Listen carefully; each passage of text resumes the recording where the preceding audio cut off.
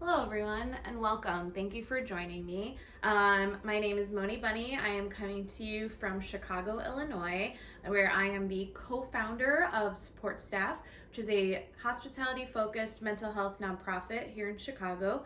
We are actively working towards breaking down the stigma surrounding mental health and to help restructure our industry by addressing its dehumanizing nature. This is a business that has oftentimes been thought of as not a real job, not your career, but we disagree. We think that this definitely can be your career, but I do think that there are a lot of flaws within this business, and in order to make it a healthy and sustainable career that we can have for a really long time, we have to address the problem areas and work towards fixing them. One of the things that really got me interested in mental health, and by no means am I a mental health expert, but the reason why we founded Support Staff is because all of us deal with mental health, because every single one of us has a brain, and therefore you have mental health. I feel like when the media talks about mental health, we kind of talk about it in extreme diagnoses or, mental health challenges, but you don't need to be experiencing mental health challenges in order to have mental health. Your brain is an organ and it needs to be maintained just like the rest of the organs in your body. And so I really love that there are so many groups now that are really advocating for our mental health, especially within hospitality. This is a business where we have placed so much emphasis on being kind and caring to our guests. We're very guest focused, and we give in a lot of ourselves in this business, but oftentimes we don't show ourselves the same kindness and empathy that we would show our guests. And that's something that definitely needs to change, because in order for us to be our happiest and healthiest selves and to be able to care for our guests the way that we want to, we have to be pouring from a full bottle. So that's something that we've definitely been working on. That's something that I've been working on personally in my life. I'm a person that has struggled with anxiety, depression, and attention issues most of my life. And on top of that, I am also first generation Arab American. And so within the first generation immigrant experience, there are a lot of factors that affect your mental health, because everything affects our mental health. And so for me personally, it took a really, really long time for me to get to a place where I felt comfortable enough going to my family and telling them, hey, I need to see a therapist. There's something not wrong or something not right, and I would like to take the first step in order to address these issues in my life. It wasn't necessarily met with the greatest response, and within the years it's definitely changed, which is awesome. But there are definitely things that it took a really, really long time just to be able to say, hey, I need help. So the first step is definitely key. It's sometimes the hardest part. But once you get that first step, then that's where the real work starts. Therapy is not always a fun experience. In fact, a lot of times it's not a fun experience. You're doing work on yourself in order to better yourself and to be a happier person, and that takes a really long time. So some techniques that I've been trying with my therapist have been some mindfulness techniques and some grounding exercises. I've also been doing meditation. I just started that. It's really, really difficult to do guided meditations. I feel like a lot of times when we think about meditation, we think, oh, we're just gonna sit and we're gonna turn our brain off, which, yes, ultimately is the goal for a minute, just to kind of like let everything fade away. But to get there is really, really difficult, and it sometimes takes a lot of time, because it's not so easy to just sit down and turn your brain off and to let go of some of these harmful thoughts that you're thinking. And I think that if it was that easy, we would all be doing it. So don't be hard on yourself if it takes a long time for you to get into guided meditations, if that's the avenue that you would like to go. But yeah, so just some techniques. I've been sitting with myself, just paying attention to physically what is around me, as opposed to some of the very like, you know, incessant thoughts that are just like, you know, like it feels like mosquitoes flying around your head and you just can't get away from them. And so just sitting in a dark room. Sometimes I've went and sat in my closet when I've just needed space, but just paying attention and being thoughtful of how your body feels as it's touching the surface that you sit on. What does the room that you're sitting in smell like? What are the sounds that you hear? And really focusing on the physical here and now of your environment helps kind of clear away the fog of all of the incessant thoughts that just keep popping into your head, and gives you a little bit of clarity. Also, deep breathing. I know it sounds really, really simple, but like really just like filling your lungs with breath will do wonders for releasing some anxiety. I also have like I like to, you know, kind of open my hands, close, and do these little things just to kind of work out some anxiety techniques, or some anxiety that's within my body. But things like that are things that really kind of bring me into the present. They also help me sleep. So if you're like me, this year has been super, super difficult, and it's really been affecting my sleep pattern. And so with the guided meditations, I also do meditations to help me sleep. Now, I have done this through an app on my phone, and there's a few apps out there that will help you with that. A lot of that, some of them you do have to pay for, some of them are free. The one that I do has both a free and a paid for version. I think I pay $60 a year, so it's not really that bad. But there are definitely free versions out there if paying for an app is not an option. Completely understandable.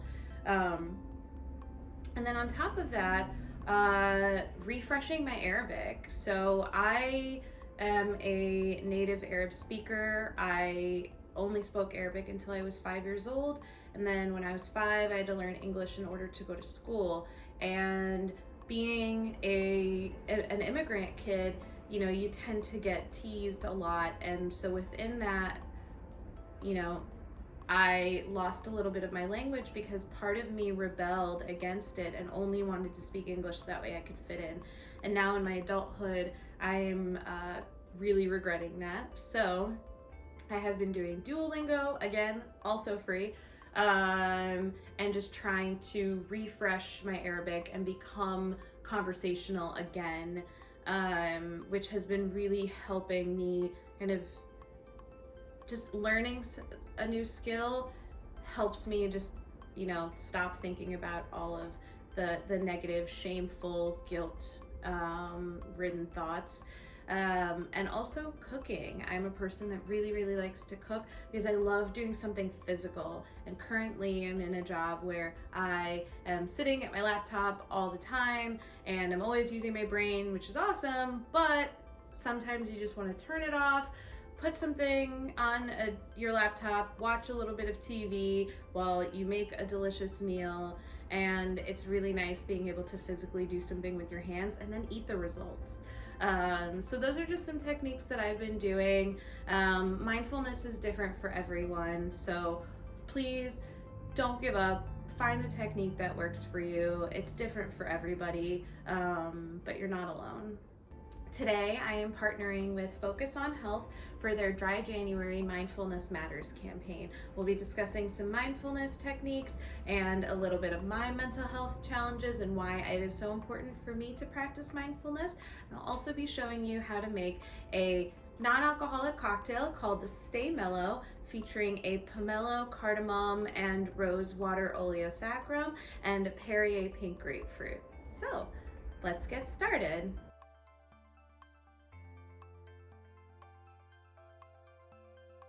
All right, so today I'll be showing you how to make the Stay Mellow in partnership with Focus on Health and Perrier to bring you some really delicious non-alcoholic cocktails for this dry January. So we're first going to start with a pomelo, cardamom, and rosewater oleosaccharum. Pomelos are a really cool fruit. It's a cousin of a grapefruit. You don't see it as much used in Western cooking, but you see it quite a bit in the Eastern Hemisphere. It's a green-skinned grapefruit, ultimately, with a pretty thick and bitter pith and some sweet fruit inside. It's a little bit sweeter than a grapefruit, a little bit drier than a grapefruit. It's really fun to kind of break one of these down and then, again, eat your results. So this is something that we have used quite a bit in Middle Eastern cooking. Rosewater and cardamom are also flavors that we use quite a bit in Middle Eastern cooking, both in savory and sweet applications. This one just happens to be a sweet one. So with this, you're just going to peel a full pomelo, let it sit in some sugar with cardamom and rosewater for about 2 days. If you vacuum seal it, the process will go a lot faster, but you don't need to vacuum seal it. You can put it in a deli or in a Cambro and just kind of keep stirring it up a few times a day for a few days. Now, there is not as much oil in pomelo peels as there are in grapefruit peels. So your sugar will probably not fully dissolve, which is quite all right, because what you do is you just measure the sugar or the pomelo, cardamom, rosewater, and sugar mixture that you have and add equal parts water until the sugar fully dissolves. And then you get your pomelo, cardamom, and rosewater oleosaccharum. So let's get started. We're going to start with 3/4 of an ounce of the oleosaccharum. And then we'll do 3/4 of an ounce of fresh lime juice. And then, because we like to use all parts of the fruit, we're going to do 2 ounces of the pomelo juice. So the pomelo that you peel, you can just cut it up and juice it right after. So 2 ounces.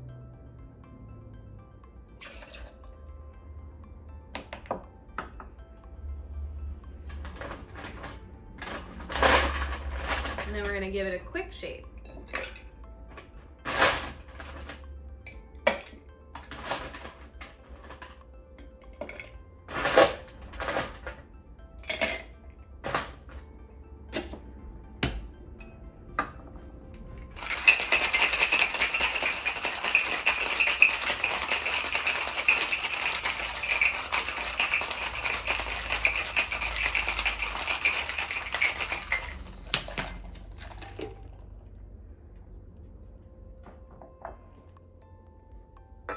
We're gonna serve it in a wine glass.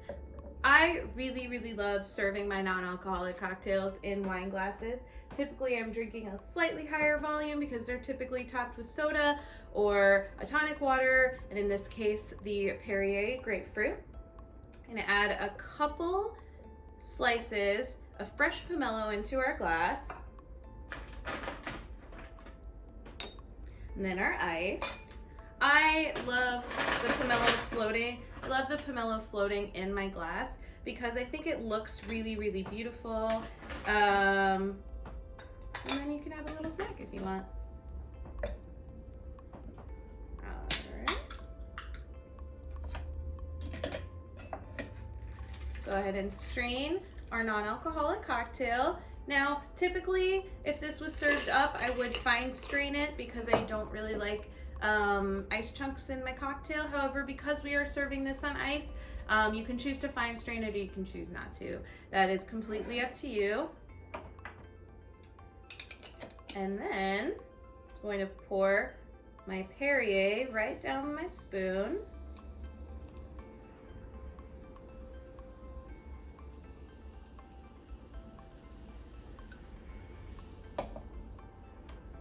Give it a quick stir just to incorporate all of those flavors.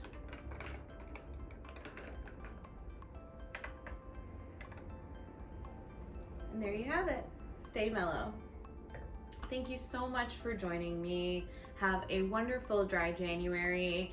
And please think about what mindfulness means to you, while also make sure to be kind to yourself this year, and just in general. And for more tips on mindfulness, please check out fohealth.org.